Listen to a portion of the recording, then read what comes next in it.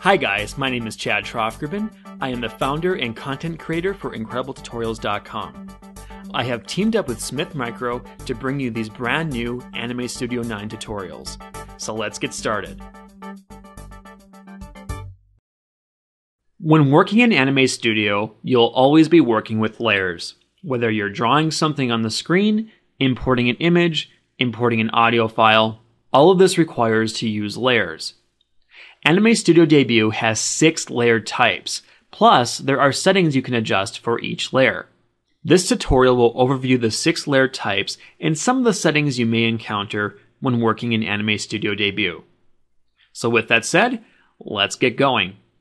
The first layer type is a vector layer. These are the most common in Anime Studio because when you draw in Anime Studio, you'll be drawing on a vector layer. Vectors are special because they are comprised of curves and lines, and because of how they are created, we can easily manipulate vector shapes.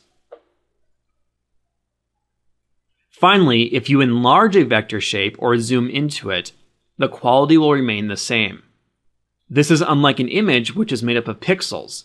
If you enlarge an image or zoom into an image, you'll definitely see a quality loss. Image layers are created whenever you import an image into Anime Studio. They don't have the flexibility of a vector layer, but they can serve their purposes if you want to trace the image or just to incorporate images into your cartoon. Bone layers contain sublayers, as you can see on my layers panel. All of these sublayers are linked together with a bone structure. So in effect, you can manipulate the vector layers or the sublayers with the bone layer. If I take my Manipulate Bones tool and come over here, you can see I can move the layers with the bones.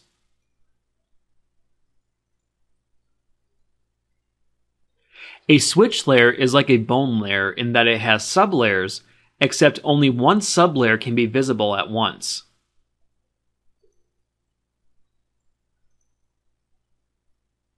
An audio layer is created whenever you import an audio file into Anime Studio. So if you need to edit your audio file, you'll find it on its audio layer. The new text layer in Anime Studio 9 is created whenever you apply text. When applying text, you have the option to make it a vector layer or a text layer. With a text layer, you can always double-click on the layer and go into the text properties to adjust the text.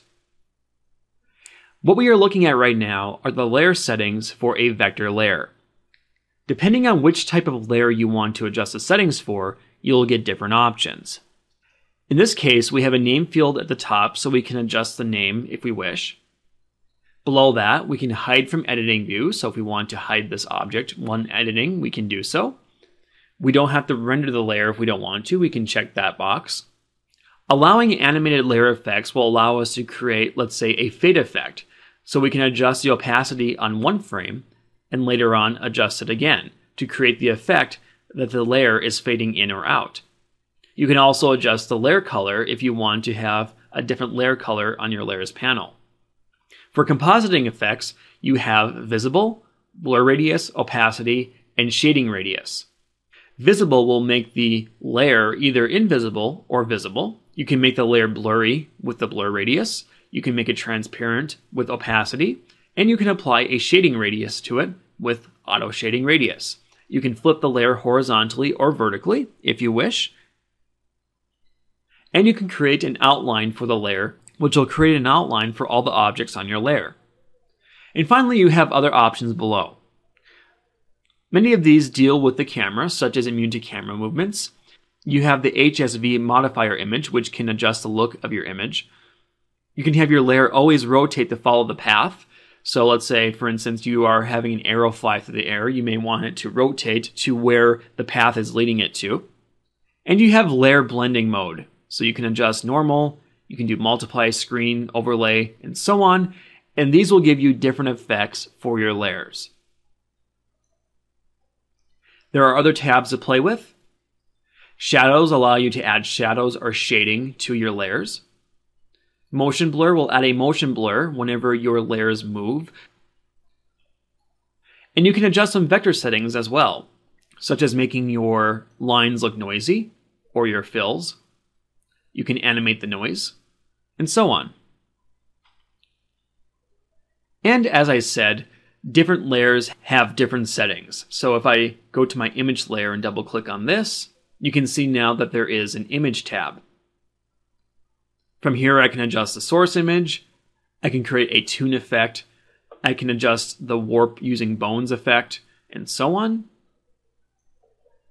Go to your bone layer. You have tabs for those, such as depth sort and bones. You can do flexible or region binding. Switch layer also has a switch tab, which can be used to sync audio files. Your audio layer, of course, has an audio tab. You can adjust the audio level, the audio source file, and so on. And as I demonstrated before, the text layer has a text tab, so you can adjust the text if you wish. And those are just some of the settings you can apply for your layers. I definitely recommend that you play with them and see what settings work best for you. And that wraps up this tutorial.